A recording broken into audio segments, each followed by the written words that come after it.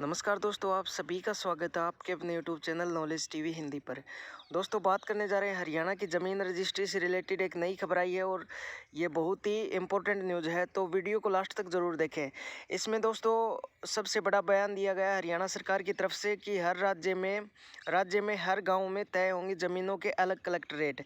तो ये बात थी दोस्तों, ये हेडलाइंस यहाँ पर बताई गई थी। आगे बात करते हैं दोस्तों डिटेल से।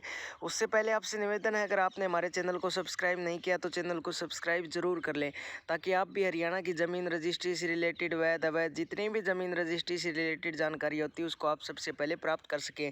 हरियाणा सरकार के नए आदेश जितने भी जानकारी होती है वो सब आप तक पहुँचाई जाती है और ये हर रोज़ अपडेट दी जाती है आपको रजिस्ट्री से रिलेटेड, ज़मीन से रिलेटेड। तो चलिए बात करते हैं अब डिटेल से। चंडीगढ़ जेएन हरियाणा सरकार ने गांवों के ज़मीन के कलेक्ट्रेट को लेकर बड़ा कदम उठाने जा रही है।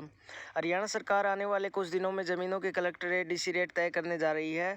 यह रेट तहसील स्तर पर तय होंगे। यदि किसी तहसील में 50 गांव हैं तो प्रत्येक गांव में ज़मीन के अलग अलग कलेक्ट्रेट होंगे।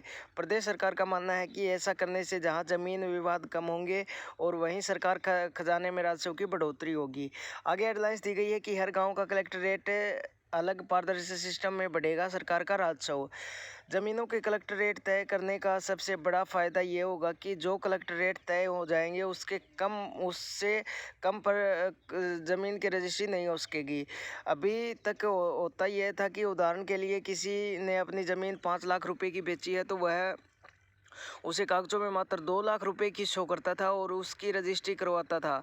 इससे सरकार को राजस्व का भारी नुकसान होता था। ज़मीनों के कलेक्ट्रेट तय होने के बाद सरकार उससे कम पर किसी ज़मीन की रजिस्ट्री नहीं करेगी। अधिक रेट पर भले ही रजिस्ट्री कराई जा सकती है।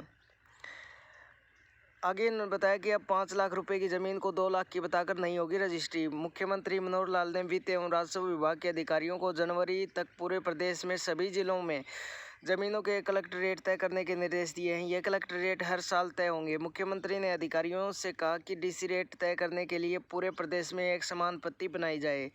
यह रेट तहसील स्तर पर भी बनने चाहिए।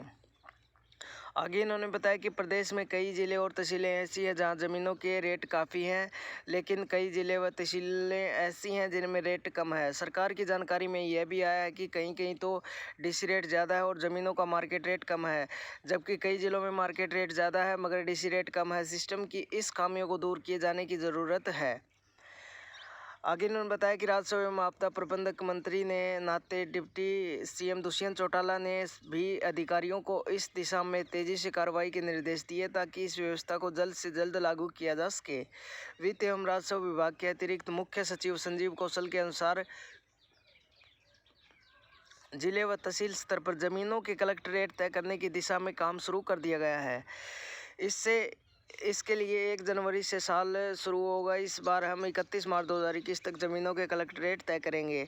अगले साल फिर जनवरी के दिसंबर कलेक्ट्रेट जारी होंगे। तो यानी हर एक साल अलग अलग जो है कलेक्ट्रेट जारी किए जाएंगे।